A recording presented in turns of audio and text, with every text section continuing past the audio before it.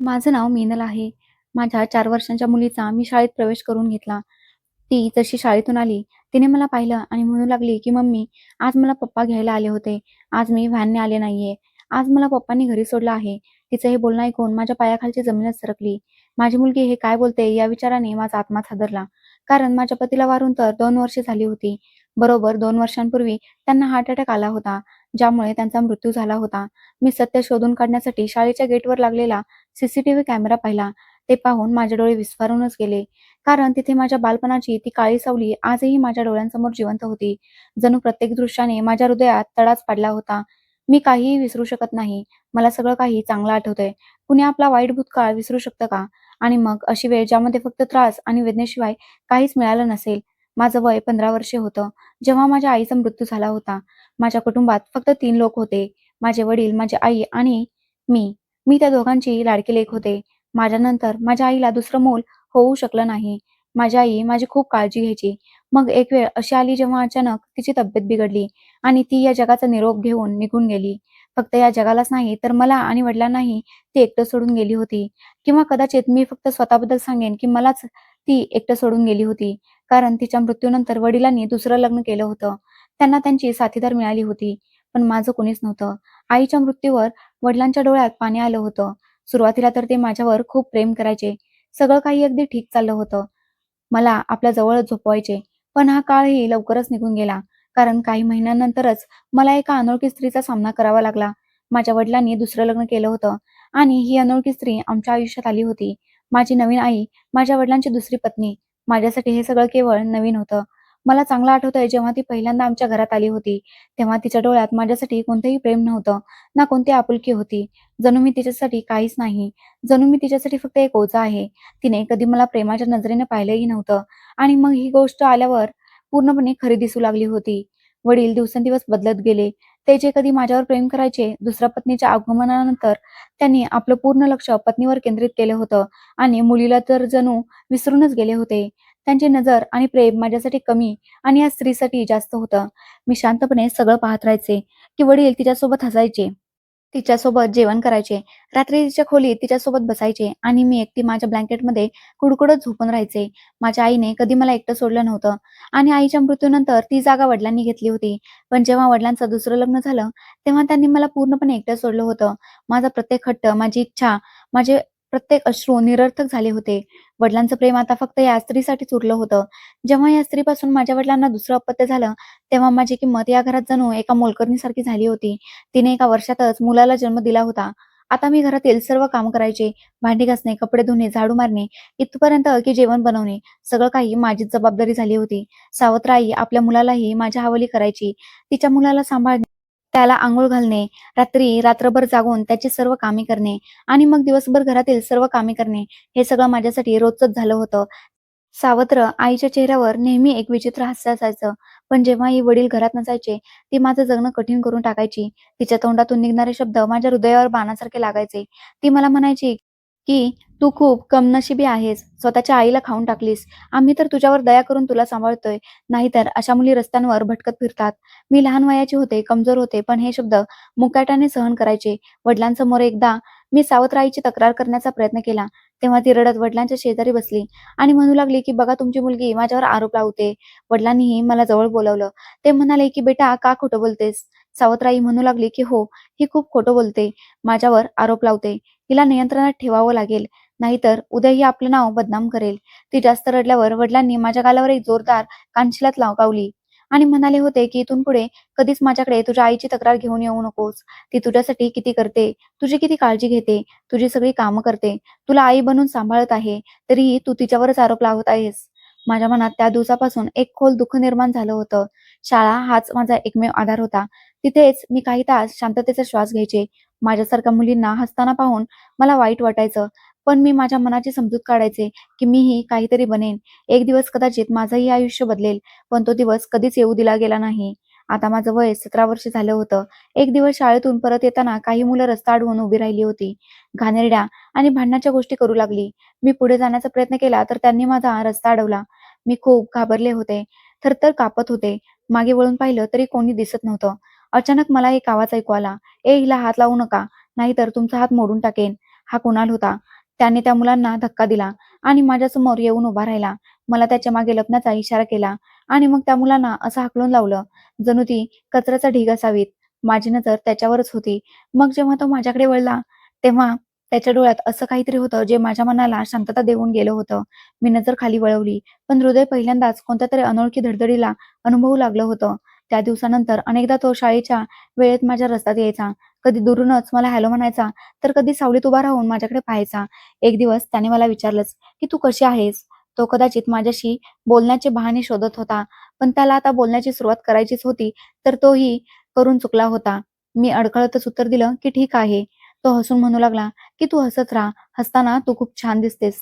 त्या दिवशी मी दिवसभर आरशात स्वतःला पाहत राहिले, की हसणं माझ्यावर खरोखरच चांगलं दिसतं का? की तो असाच माझी मस्करी करत होता? पण ते सगळं एक स्वप्नच राहून गेलं होतं. कारण काही दिवसानंतरच सावत्राईने मला उठवलं आणि म्हणाली, की "आजपासून तुझं शाळेत जाणं बंद झालं.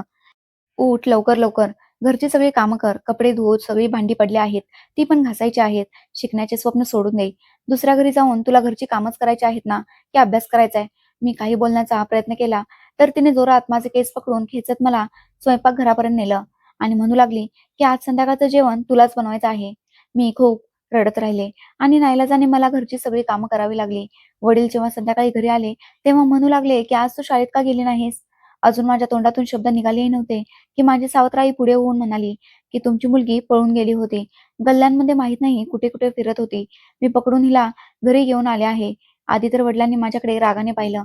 त्यांनी माझं काही ऐकलंच नाही आणि त्यांनी माझ्यावर हात उचलला. त्यांनी माझं म्हणणं ऐकूनही घेतलं नव्हतं आणि आपल्या पत्नीवर त्यांनी विश्वास ठेवला होता. त्यांनी माझे केस खेचत म्हटलं, की "लाज बाळग, तू माझी मुलगी आहेस आणि अशी कामं करत फिरतेस. शरीफ घराण्यातील मुली अशा बाहेर पडत नाहीत. इथून पुढे जर मी तुझी कोणतीही तक्रार ऐकली तर या केसांवर कात्री चालवेन. यापुढे शाळेत जाण्याची काहीच गरज नाहीये. शिक्षण सोडून दे. जे काही आहे ते इथेच आहे. घरचं काम कर." मी गप्प बसून रडत राहिले. माझ्या आतलं प्रत्येक स्वप्न आता तुटून विखरलं होतं. ना प्रेम होतं, ना शिक्षण होतं, ना प्रकाश होता, ना घराची शांतता होती. माझ्या हातात भांडी होती आणि हृदयात एक ओझं, ज्यांचं वजन दिवसेंदिवस वाढत चाललं होतं. आणि एक संध्याकाळ जेव्हा मी भाज्या आणण्यासाठी घरातून निघाले होते, तेव्हा वाटेत मला कुणाल भेटला. म्हणू लागला, की "मिनल, तू कुठे असतेस? या दिवसात दिसत नाहीयेस. सगळं ठीक आहे ना?" मी फक्त एवढंच म्हटलं, की "सगळं काही ठीक आहे." तो माझ्या डोळ्यातून वाहणारे अश्रू पाहून काहीतरी म्हणू इच्छित होता, पण मी वळून परत आले. त्या दिवसानंतर मी जगायला शिकले होते. फक्त वेळ कसा घालवायचा हे काही समजत नव्हतं. पण कुणाल माझ्यासाठी एक आशा बनला होता. मी मनातल्या मनात त्याच्याबद्दल विचार करून हसत राहायचे. त्याची आठवण काढायचे. तो अनेकदा गल्लीच्या कोपऱ्यावर मिळायचा, जिथून शाळेचा रस्ता सुरू व्हायचा आणि आता मी शाळेत जात नव्हते, तर तो माझी वाट पाहत राहायचा. एक दिवस मी हिंमत करून स्वतः तिथे जाणं सुरू केलं. कदाचित मनाला विश्वास मिळवून देऊ इच्छित होते, की अजूनही सगळं काही संपलेलं नाही. मी अजूनही श्वास घेऊ शकतो. तो पाहून मला हसला. म्हणू लागला, की "मिनल, हे जग तुझ्यासारख्या मुलींसाठी बनलेलं नाहीये. पण आपण या जगाला आपल्यासारखं बनवू. तू फक्त माझा हात धरून ठेव." आणि मी खरोखरच त्याचा हात धरून ठेवायचे. वेळ निघून गेला आणि आमच्या प्रेमाला 1 वर्ष झालं होतं. कुणालचं वय माझ्यापेक्षा 3 वर्षांनी जास्त होतं. तो 20 वर्षांचा होता. अजूनपर्यंत माझ्या सावत्र आईला माहीत पडलं नव्हतं, की मी घराच्या बाहेर कोणत्या कामासाठी बाहेर पडते. तेव्हा कुणाललाही भेटते आणि आमचं हे मूक प्रेम अजूनही यशस्वी होतं. आम्ही दोघे काही ना काही बोलत राहायचो. छोट्या-छोट्या गोष्टी ज्या 2 खरे साथीदार एकमेकांसोबत शेअर करतात. एक दिवस त्याने माझा हात धरून म्हटलं, की "जर तू मला नाही मिळालीस, तर कदाचित मी पण तसाच होऊन जाईन, जसा हा मोहल्ला आहे." मी हसून म्हणू लागले, "मग तू माझ्यासारखा बन." तो गंभीर होऊन म्हणू लागला, की "मी तुला वचन देतो, की मी तुला कधीच एकटं सोडणार नाही." तो मला पार्कमध्ये घेऊन जायचा. आम्ही बेंचवर बसायचो. तो माझी बोटं आपल्या हातात घेऊन विचारायचा, की "हे हात कधी माझा हात थांबतील?" मी हसून द्यायचे. आम्ही प्रत्येक भेटीत थोडी-थोडी स्वप्ने विणायचो. आपल्या येणाऱ्या वेळेबद्दल विचार करायचो. तो म्हणायचा, की "एक दिवस माझं स्वतःचं घर असेल, ज्यामध्ये तू माझ्यासोबत असशील." मी हसत राहायचे. तो म्हणायचा, की "तू याच प्रकारे त्या घरात हसत राहशील आणि मी तुला पाहत राहीन. आपलं एक छोटंसं जग असेल, ज्यामध्ये आपली स्वतःची मुलं असतील." मी हसत राहायचे आणि म्हणायचे, की "आणि माझ्या मुलांना शिकवण्याची जबाबदारी माझीच असेल." तो म्हणायचा, की "अच्छा, मग जेवण मी बनवून घेत जाईन." हे सगळं आमच्यासाठी आमची ती स्वप्ने होती, जिथे जगाची कोणतीही भीती नव्हती. कोणतंही विष आमच्यापर्यंत पोहोचू शकत नव्हतं. एक दिवस तेच झालं, ज्याची मला नेहमी भीती वाटायची. मी आणि कुणाल पार्कच्या कोपऱ्यात बसलो होतो. मी त्याच्या खांद्यावर डोकं ठेवलं होतं आणि तो मला एखाद्या सिनेमाच्या हिरोसारखा सांगत होता, की कसा तो एखादा छोटा व्यवसाय सुरू करू इच्छितो. अचानक माझ्या चेहऱ्यावर एक जोरात कानशिलात बसली आणि मी घाबरून नजर वर करून पाहिलं, तर तीच होती माझी सावत्र आई. तिचे डोळे जणू रक्त ओकत होते. तिने मला दंडाला धरून खेचलं. इतक्या जोरात खेचलं की मी जमिनीवर पडले आणि ती ओरडू लागली की आम्ही तुझ्या हीच शिकवण दिली आहे का, की तू रस्त्यावर बसशील आणि मुलांसोबत रिकामटेकडे भटकशील. तू आमची इज्जत मातीत मिळवून ठेवली आहेस. चालते हो इथून पांढऱ्या पायाची. कुणालने पुढे होऊन काही म्हणून पाहिलं तर माझ्या सावत्राईने त्याच्याकडे रागाने पाहिलं आणि म्हणाली, तुझ्यासारखे टवाळखोर मुलंच अशा मुलींना फसवतात. आता ही तुझी आहे, घेऊन जा हिला. आम्ही तर हिच्या प्रेतालाही आमच्या घराच्या उंबरठ्यावर येऊ देणार नाही. माझ्या कानात जणू शिसे वितळून पडत असल्यासारखं वाटत होतं. मी कापत असलेल्या पावलांनी तिच्यासोबत चालू लागले होते आणि ती मला फरफटत आपल्या सोबत घेऊन जात होती.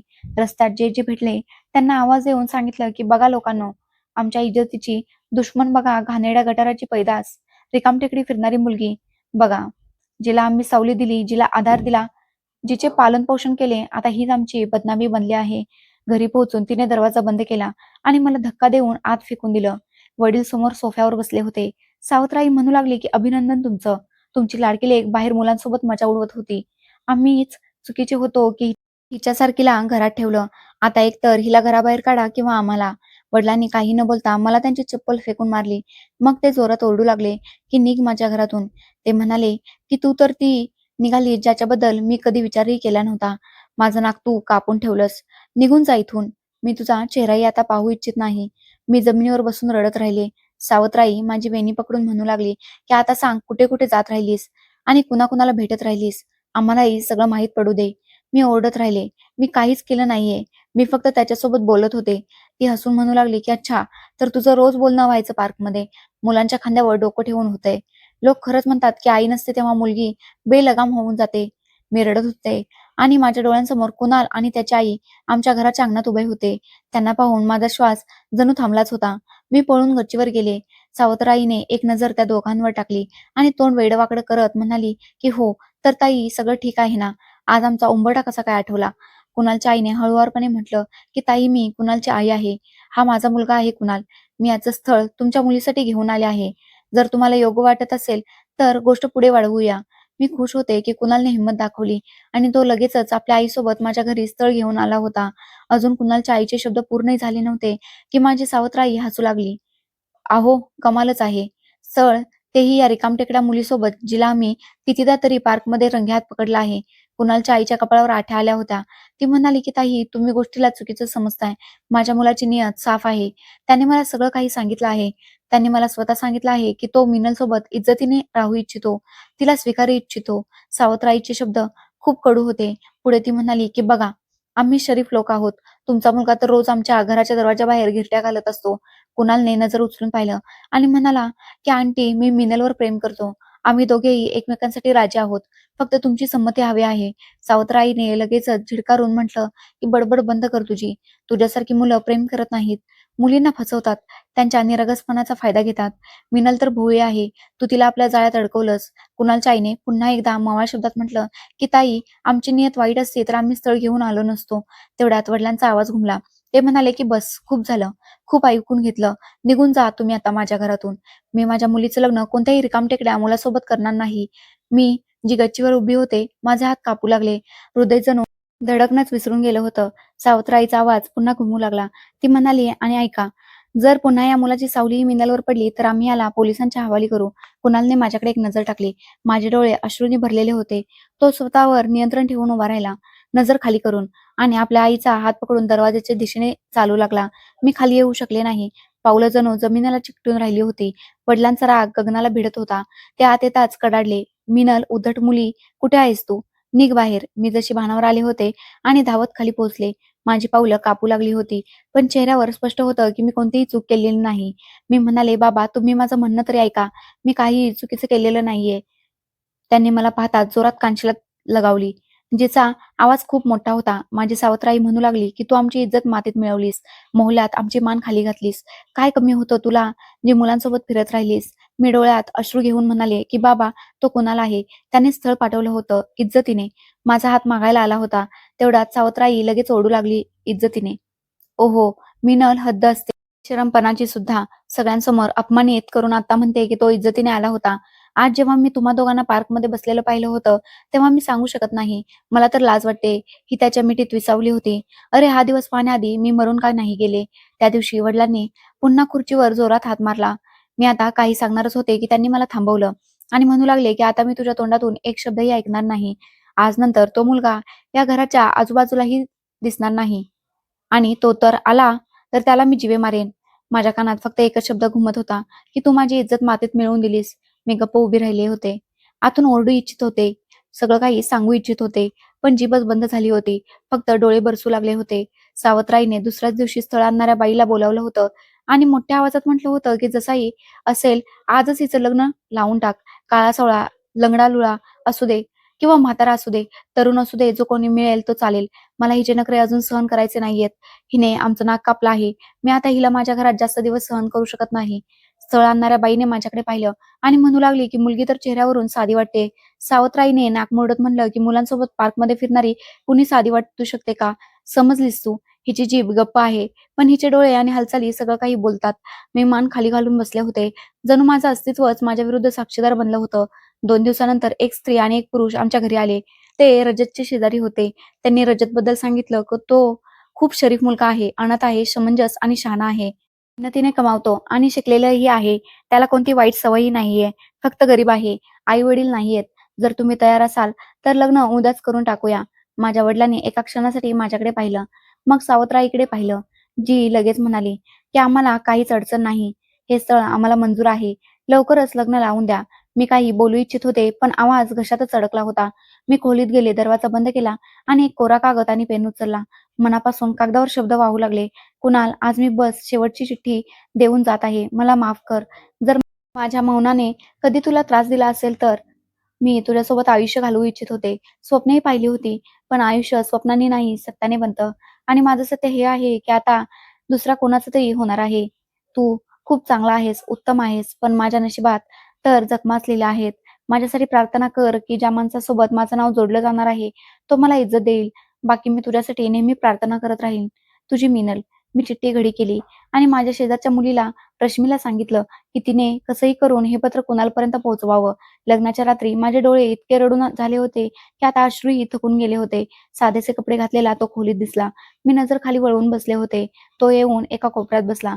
काही क्षणानंतर म्हणू लागला, की "मला माहीत आहे, तुमचं मन दुसरीकडे गुंतलं होतं. हे कदाचित अजूनही त्याचंच आहे. मी जबरदस्तीने कोणाच्या हृदयावर ताबा मिळवू इच्छित नाही."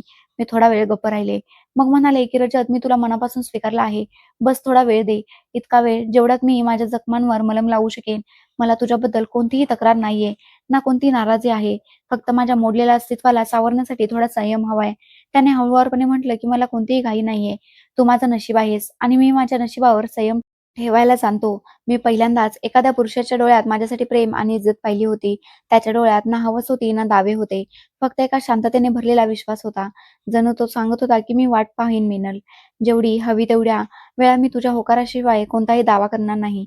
तो क्षण होता जेव्हा पहिल्यांदा मी विचार केला, की देवाचा प्रत्येक निर्णय आपल्याच कोणत्या ना कोणत्या फायद्यासाठी असतो. सुरुवातीच्या दिवसात मी फक्त गप्प राहायचे आणि तो त्याच्या मर्यादेत राहायचा आणि मी माझ्या मर्यादेत. पण प्रत्येक दिवस एक नवीन बाजू घेऊन यायचा. रजतचा मवाळपणा, त्याच्या शब्दांची शांतता आणि माझं बोलणं, कोणत्याही प्रश्नाशिवाय ऐकून घेणं. सगळं काही हळू माझ्या मनात उतरू लागलं होतं. एक रात्री मी त्याला जेवणानंतर चहाचा कप देताना विचारलं, की "रजत, कधी तुला असं जाणवलं आहे का, की तू एकटा आहेस?" त्याने हलक्याशा हास्याने माझ्याकडे पाहिलं आणि म्हणू लागला, की "एकटं तर तेव्हा वाटतं, जेव्हा तुमच्या आजूबाजूला आवाज असतील, पण मनात शांतता असेल." मी तर नेहमीच शांततेत वाढलो आहे. मी आश्चर्याने विचारलं, "शांततेत कसं?"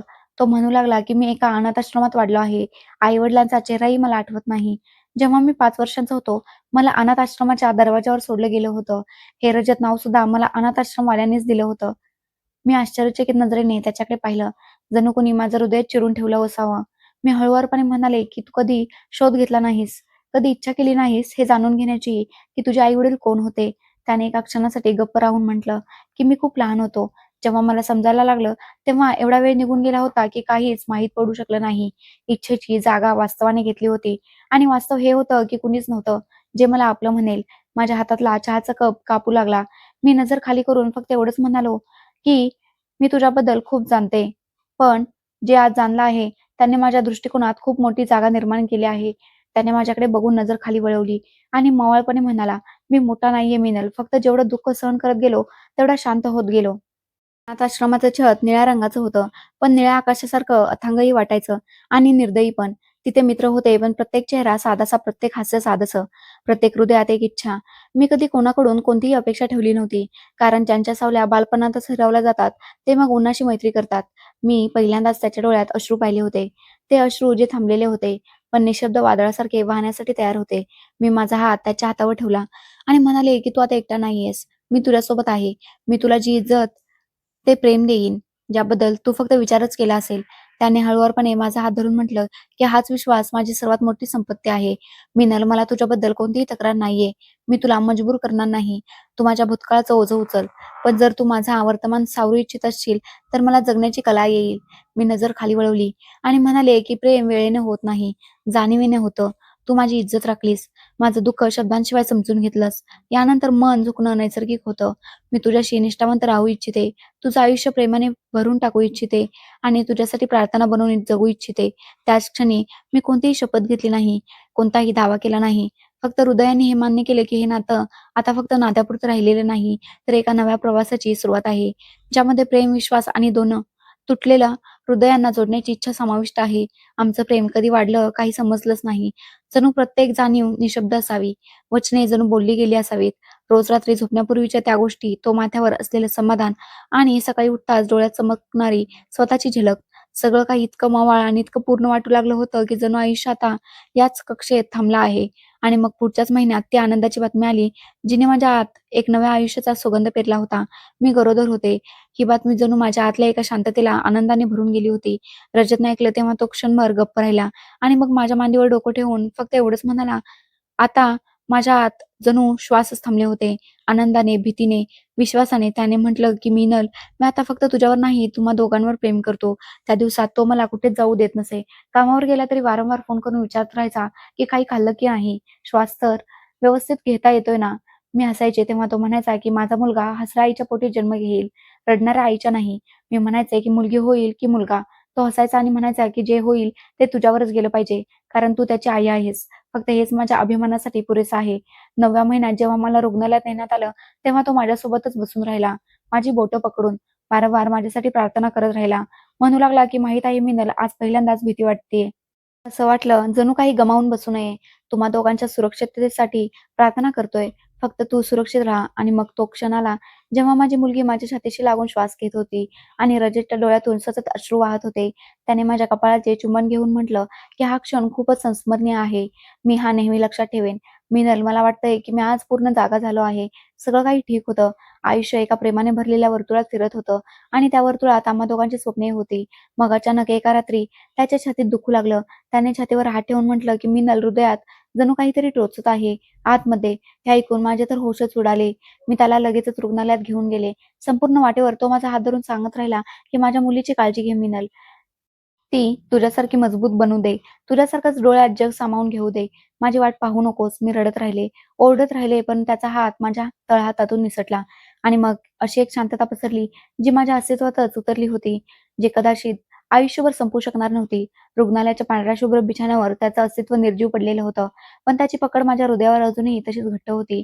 काहीच दिवस उलटले होते. अजून माझे अश्रू वाळलेले नव्हते, की फोन वाजला आणि सावत्र आईचा आवाज ऐकू आला. ती म्हणाली, की "ऐकलंय, तुझा नवरा मेला. आता इथे परत येण्याची स्वप्न पाहू नकोस.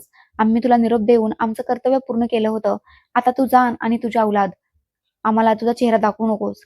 मी गप्प राहिले आणि मनात विचार केला, की मी परत का जाईन? तिथे माझ्यासाठी उरलंच काय आहे?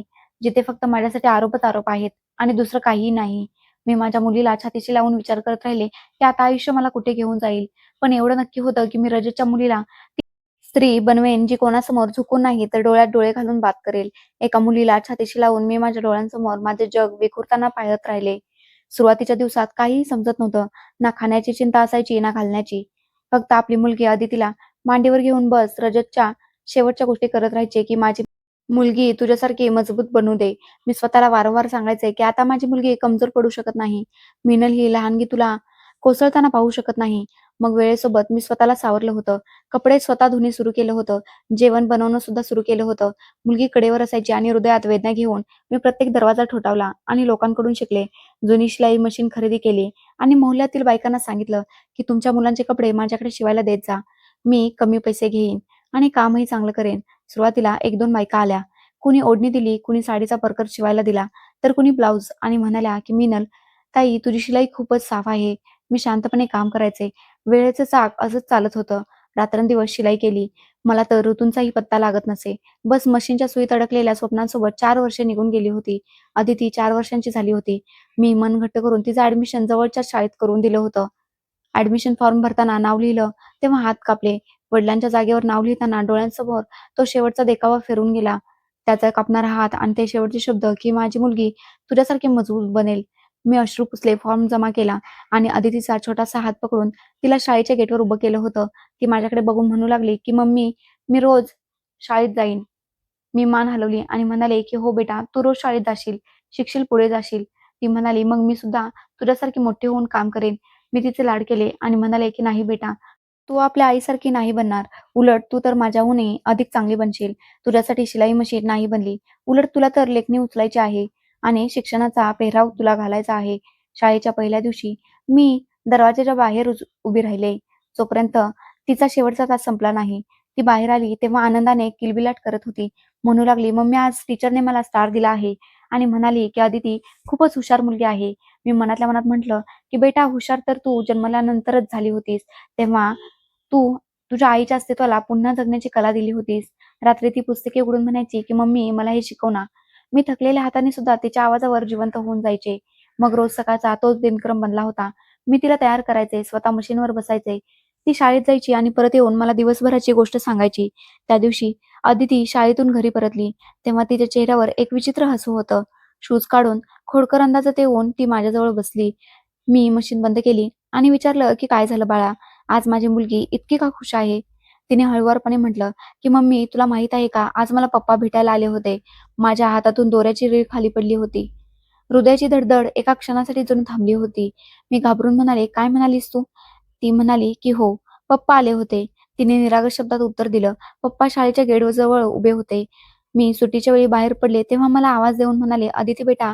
आणि मग माझ्याजवळ येऊन म्हणू लागले, की "मी खूप मोठी झाले आहे."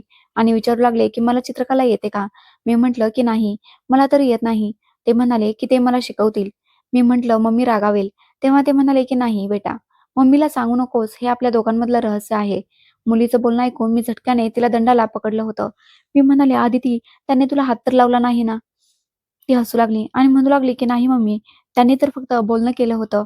आणि थोडा वेळ बोलून मग ते निघून गेले. मी खूप त्रस्त झाले होते. दिवसभर अस्वस्थ राहिले. दुसऱ्या दिवशी सकाळी मी अदितीबरोबर तिच्या शाळेत गेले. शाळेच्या गेटवर उभ्या असलेल्या सुरक्षा रक्षकाला विचारलं, की "इथे कोणी अनोळखी माणूस येतो का, जो माझ्या मुलीशी बोलतो?" तो म्हणाला, की "नाही मॅडम, असं तर कोणी येत नाही. सगळ्याच मुलांचे पालक त्यांना घ्यायला येतात. तुम्ही कोणाबद्दल बोलताय?" मी त्याला कोणतंही उत्तर दिलं नाही आणि सरळ शाळेच्या आत मुख्याध्यापकांच्या केबिनमध्ये पोहोचले. दरवाजा उघडून म्हणाले, की "मॅडम, मी अदितीची आई आहे. मला तुमच्याशी एक खूप महत्त्वाची गोष्ट बोलायची आहे. काय तुम्ही मला सीसीटीव्ही फुटेज तपासायला देऊ शकता का? शाळेच्या गेटकडची." त्यांनी माझ्याकडे आश्चर्याने पाहिलं आणि विचारू लागला, की "काय झालं आहे मॅडम? काय आम्ही तुमच्या समस्येबद्दल जाणून घेऊ शकतो का?" मी एक दीर्घ श्वास घेतला आणि म्हणाले, की "मुलगी म्हणते, की तिचे वारलेले वडील इथे येतात तिला भेटण्यासाठी." मुख्याध्यापकाने दचकून माझ्याकडे पाहिलं आणि म्हणू लागले, की "वारलेले वडील?" मी म्हणाले, की "हो, माझ्या पतीचा मृत्यू 4 वर्षांपूर्वी झाला आहे आणि जर कोणी अनोळखी व्यक्ती तिला मुलगी म्हणून हाक मारत असेल, तर मला जाणून घ्यायचं आहे, की तो कोण आहे. माझ्यासाठी हे खूप कठीण जातंय, की माहीत नाही तो कोणता अनोळखी माणूस आहे, जो माझ्या मुलीच्या मागे लागला आहे. असं होऊ नये, की तो एखादा अपहरणकर्ता असेल." त्या म्हणाल्या, की "ठीक आहे मॅडम, आम्ही तुमची मदत करू." त्यांनी स्टाफला बोलावलं आणि कालची सीसीटीव्ही फुटेज काढायला सांगितली. जसा तो व्हिडिओ सुरू झाला, अदिती गेटमधून बाहेर येताना दिसली आणि मग कॅमेराच्या एका कोपऱ्यात एका माणसाची आकृती दिसू लागली. जसा मी त्याचा चेहरा पाहिला, तसा माझा श्वासच थांबला. माझे डोळे विस्फारूनच गेले. तो दुसरा-तिसरा कोणी नसून कुणाल होता. तोच चेहरा, तीच नजर, त्याच्यामध्ये अजिबात बदल झाला नव्हता. तो वाकून माझ्या मुलीकडे, अदितीकडे पाहून तिला काहीतरी सांगत होता. मग हसू लागला आणि हाताने काहीतरी इशारा केला. अदिती हसून पुढे गेली. तो मान खाली घालून तिच्याकडे झुकला आणि मग 2 पावले मागे होऊन निघून गेला. दुसऱ्या दिवशी मी शाळेच्या बाहेर सुट्टीच्या वेळेआधीच पोहोचले. मी गेटच्या मागे भिंतीच्या सावलीत उभी राहिले होते. जशी सुट्टीची वेळ झाली, मुले बाहेर पडू लागली आणि मग तो आला. गेटपासून काही अंतरावर उभा राहिला आणि अदिती जशी गेटमधून बाहेर आली, तिच्या जवळ जाऊ लागला. त्याने अदितीला म्हटलं, की "अदिती बेटा." एका क्षणासाठी माझी मुलगी थांबली होती. पण मग ती पुढे वाढली. तो माझ्या उपस्थितीबद्दल अनभिज्ञ होता. मी मोठ्या आवाजात म्हणाले, "काय शिकवणार माझ्या मुलीला? खोटं बोलायला?" त्याने दचकून वळून माझ्याकडे पाहिलं. त्याचे डोळे आश्चर्याने विस्फारले आणि म्हणू लागला, "मिनल तू?" मी त्याच्या अगदी जवळ जाऊन पोहोचले होते. अदिती माझा आवाज ऐकून घाबरली. मी कुणालपासून माझ्या मुलीला दूर ठेवण्याचा पुरेपूर प्रयत्न केला होता. पण अदितीचा हट्ट आणि तिची विनंती, कुणालचं वारंवार शाळेच्या बाहेर येणं मला हळूहळू थकवू लागलं होतं. मी एक दिवस स्वतःशीच म्हटलं, की जर हा माणूस माझ्या मुलीला भेटू इच्छितोय, तर पाहून घेऊया की तो कधीपर्यंत भेटेल आणि किती वेळात तो स्वतःच थकून जाईल. त्या दिवशी तर मी त्याला काहीही न बोलता माझ्या मुलीला जबरदस्तीने घरी घेऊन आले होते. पण माझी मुलगी त्यानंतरही त्याला सतत भेटत राहिली. पण कुणाल थकत नव्हता. तो रोज शाळेत यायचा. कधी अदितीसाठी कलर्स घेऊन, तर कधी तिच्यासाठी चॉकलेट्स आणि खेळणी घेऊन, तर कधी तिच्या आवडीची पुस्तके घेऊन यायचा. अदिती तर अशी खुश व्हायची जणू अनेक वर्षानंतर तिने आपली कोणती ओळख शोधून काढली असेल. मला जाणवलं होतं, की तो माझ्या मुलीला सांभाळायला जाणतो. तो तिच्या निरागस प्रश्नांची शांततेने आणि प्रेमाने उत्तरे द्यायचा. तिच्या स्वभावाला समजायचा. आणि मग एक दिवस अदिती म्हणाली, की "मम्मी, पप्पा म्हणतात, की जर तुझी परवानगी दिलीत, तर ते आपल्याला आईस्क्रीम खायला घेऊन जातील." मी एका क्षणासाठी माझ्या मुलीच्या डोळ्यात पाहिलं. ती तेव्हा खूपच खुश दिसत होती. कुणालसोबत तिला खूप छान वाटायचं आणि ती आईस्क्रीम खायला जाण्यासाठी प्रश्न विचारत नव्हती, तर ती मला विनंती करत होती. मी माझ्या मुलीचा निरागस आनंद पाहून होकार दिला होता आणि आम्ही तिघेही एका पार्कच्या कोपऱ्यात बेंचवर बसलो होतो. अदितीच्या हातात तिच्या आवडत्या फ्लेवरची आईस्क्रीम होती आणि ती मजेत खाताना सांडवत होती. कुणालने टिश्यू काढून तिचे हात स्वच्छ केले आणि मग माझ्याकडे पाहू लागला. ती नजर ज्यामध्ये कोणताही दावा नव्हता, फक्त एक प्रश्न होता. मी माझा चेहरा वळवून घेतला होता. तेव्हा त्याने हळुवारपणे म्हटलं, की "मिनल, मला तुझ्याशी बोलायचं आहे." मी म्हणाले, "अदितीच्या समोर असं काही बोलू नकोस, ज्यामुळे ती गोंधळून जाईल." त्याने मान खाली वळवली आणि म्हणू लागला, की "मी तुझ्या पतीच्या अंतिम संस्कारासाठी आलो होतो. मागे उभा होतो, पण पुढे येण्याची हिंमत झाली नाही. फक्त दुरूनच पाहिलं होतं तुझ्या चेहऱ्याला. तुझ्या चेहऱ्यावर ते समाधान जे तू खूप काही सहन करून अखेरीस मिळवलं होतं. मी स्वतःला तुझा पती बनवू शकलो नाही. तुझ्या आयुष्यात सामील होऊ शकलो नाही." मी दचकून कुणालकडे पाहिलं. मी म्हणाले, "तुला काही कल्पना आहे का, की तुझं अशा प्रकारे पुन्हा परत येणं माझ्या आयुष्याला कोणत्या गुंतागुंतीत टाकत आहे? अदिती, तुला वडील म्हणू लागले आहे आणि मी जाणत नाही, की तू कधी सोडून जाशील." त्याने लगेच म्हटलं, की "मी जाण्यासाठी नाही आलोय मिनल. मी आता नेहमी तुझ्यासोबत राहू इच्छितो. तुझी आणि तुझ्या मुलीची काळजी घेऊ इच्छितो. फक्त अदितीसाठी, तुझ्यासाठी आणि माझ्या प्रेमासाठी सुद्धा." मी हसून म्हणाले, "तुला अधिकारच कधी होता माझ्यासाठी काहीही असण्याचा? मला तुझ्या आयुष्यातून दूर करण्यात आलं होतं." तो म्हणू लागला, "पण आता वेळ खूप बदलली आहे. तेव्हा मी कमजोर होतो, भित्रा होतो, जगाच्या भीतीला घाबरलो होतो. पण आता काहीही गमावण्याला घाबरत नाही." अदितीने मध्येच विचारलं, "मम्मी, आपण रोज पप्पांसोबत पार्कमध्ये जाऊ शकतो का?" माझी मुलगी त्याला प्रत्येक वेळी पप्पाच म्हणायची, कारण कुणालने तिला सांगितलं होतं, की "मला पप्पा म्हणत जा." म्हणूनच ती त्याला अंकल म्हणत नव्हती, तर पप्पाच म्हणत होती. कुणालने आदितीला हसून म्हटलं, की "बेटा, मी तुझा पप्पाच आहे. मला खूप छान वाटतं जेव्हा तू मला पप्पा म्हणतेस." मी लगेच म्हणाले, की "बेटा, हे सगळं इतकं सोपं नसतं. प्रत्येक गोष्टीची एक मर्यादा असते, एक वेळ असते, एक सत्य असतं, ज्याकडे दुर्लक्ष केलं जाऊ शकत नाही." कुणालने माझं बोलणं तोडत म्हटलं, की "काय सत्य आहे हे, की आपण दोघांनी चुका केल्या होत्या. तू कदाचित जास्त सहन केलं होतंस, पण आता मी नेहमी थांबण्याचा इरादा घेऊन आलो आहे." मी नाराज असल्याच्या अंदाजात म्हणाले, की "इरादे फक्त शब्दांचे नसतात. त्यांच्यासोबत निघून गेलेल्या वेळेचं ओझंही असतं. ज्याला उचलणं सर्वांच्याच आवाक्यातली गोष्ट नसते." तो म्हणू लागला, की "जर तू माझी साथ देशील, तर माझ्यासाठी सगळं काही सोपं होईल आणि सगळं काही शक्य होईल." मी अदितीकडे पाहिलं, जी आता बेंचच्या मागे काहीतरी करत होती आणि म्हणाले, "माझी फक्त एकच अट आहे. जर तू अदितीच्या आयुष्यातून पुन्हा परत गेलास, तर मी तुला कधीच माफ करणार नाही." मी वारंवार स्वतःचीच नजर चोरत होते. आरशात आपला चेहरा पाहण्याची हिंमत होत नव्हती. कुणालची प्रत्येक गोष्ट, प्रत्येक व्यवहार, प्रत्येक विचार मला एका बाजूला खेचत होता आणि माझा विवेक मला दुसऱ्या बाजूला. मी एक दिवस स्वतःलाच प्रश्न विचारला, "काय हे सगळं चुकीचं आहे?" आणि पुढच्या क्षणी उत्तर दिलं, की "हो, कदाचित चुकीचं आहे. कारण मी आजही कोणाची तरी विधवा आहे आणि ज्या माणसाची पत्नी होते, तो आता वर निघून गेला आहे. पण त्याच्या नावाशी जोडलेली माझी निष्ठा आजही जिवंत आहे." पण कुणालची उपस्थिती जणू दिवसेंदिवस त्या निष्ठेचे श्वास हिरावून घेत होती. तो माझ्या आत एक मवाळपणा मिसळत होता, जो मी अनेक वर्षांपासून अनुभवू शकले नव्हते. तो रोज संध्याकाळी दरवाजा ठोठावायचा आणि म्हणायचा, की "मीनल, आदितीला बाहेर घेऊन ये. कुठेतरी फिरायला जाऊया." आणि मी या बहाण्याने त्याच्यासोबत जायचे. एक दिवस मी म्हणाले, की "तुला माझ्याविषयी सहानुभूती आहे की आणखी काही?" तो गंभीर होऊन म्हणू लागला, की "मिनल, सहानुभूती एखाद्या लहान मुलाबद्दल दाखवली जाते. मी तुझ्याजवळ राहू इच्छितो. तुझ्यासोबत राहू इच्छितो. प्रत्येक दिवस, प्रत्येक क्षण." मी कठोरपणे म्हणाले, की "हे सगळं सोपं नाहीये कुणाल. मी रोज माझ्या वारलेल्या पतीच्या आत्म्याच्या शांतीसाठी प्रार्थना करते आणि संध्याकाळी तुझ्यासोबत बसून चहा पिते. तर तुला काय वाटतं, की ही सगळी माझ्यासाठी साधी गोष्ट आहे?" तो म्हणू लागला, "तर काय हे सगळं तू मजबुरीने करत आहेस?" मी गप्प झाले. त्याने माझ्या हाताकडे इशारा केला आणि म्हणू लागला, "हा हात मी नव्हता पकडला, पण प्रत्येक वेळी तू स्वतः तो पुढे केला होता. मिनल, तुला स्वतःशीच लढण्याची गरज नाहीये. मी तुला मजबूर करत नाहीये." त्या रात्री मला रात्रभर झोप आली नव्हती. फक्त मी इकडून-तिकडे कुशी बदलत राहिले. माझ्या पतीच्या आठवणी, त्याच्या गोष्टी, त्यांच्यासोबत घालवलेला एक-एक क्षण जणू एखाद्या सिनेमासारखा माझ्या डोळ्यांसमोर फिरत राहिला होता. सोबतच कुणालची उपस्थिती, त्याच्या गोष्टी, त्याची शांतता, त्याचं मदत करणं, माझ्या मुलीवर प्रेम करणं, तिच्याशी जोडलं गेलेलं हसू, हे सगळं काही या सिनेमाचा हिस्सा बनलं होतं. सकाळी मी खिडकीच्या बाहेर पाहत स्वतःलाच म्हटलं, "काय मी खरोखरच एखादं खूप मोठं पाप करत आहे? काय माझं आयुष्य पुन्हा नव्याने जगण्याचा हक्क माझ्याकडून हिरावून घेतला आहे?" अदिती माझ्याजवळ आली. माझ्या गळ्याला मिठी मारली आणि म्हणू लागली, की "मम्मी, पप्पांनी सांगितलं आहे, की ते आज आपल्यासोबत जेवतील. तुम्ही पण एकदा त्यांना सांगा, की हे तुम्हालाही घ्यायचं हवंय, की त्यांनी आपल्यासोबत राहावं." मी तिचा चेहरा पाहिला. डोळ्यात आनंद होता, जो अनेक वर्षांपासून दिसला नव्हता. पण मनात एक गुंतागुंत होती, जी ओरडून सांगत होती, की मी चुकीचं करत आहे. मी तिला उचलून घेतलं आणि म्हणाले, की "बेटा, जर एखाद्याच्या आनंदात एखाद्याचं दुःख लपलेलं असेल, तर काय तो आनंद खरा असतो का?" ती म्हणू लागली, की "मम्मी, जर एखाद्याचं दुःख वाटून घेतल्याने 3 लोकांचा आनंद परत येत असेल, तर तो खराच असतो ना मम्मी." मी तिचे लाड केले आणि मनात एक दीर्घ श्वास घेतला. कुणाल आला तेव्हा मी त्याच्याकडे पाहिलं. तो काही बोलणारच होता, की मी म्हणाले, की कधी-कधी हृदयाच्या दरवाजावर बसलेला एखादा प्रवासी फक्त यासाठी परत पाठवला जातो, कारण आपण समजतो, की तो पाहुणा आहे. खरं तर तो तिथेच राहायला आलेला असतो. तो म्हणू लागला, "आणि जर तोच पाहुणा दरवाजा न ठोठावता फक्त बसून राहिला तर?" मी म्हणाले, "तर कदाचित त्याच्या हृदयाचा अपमान होतो."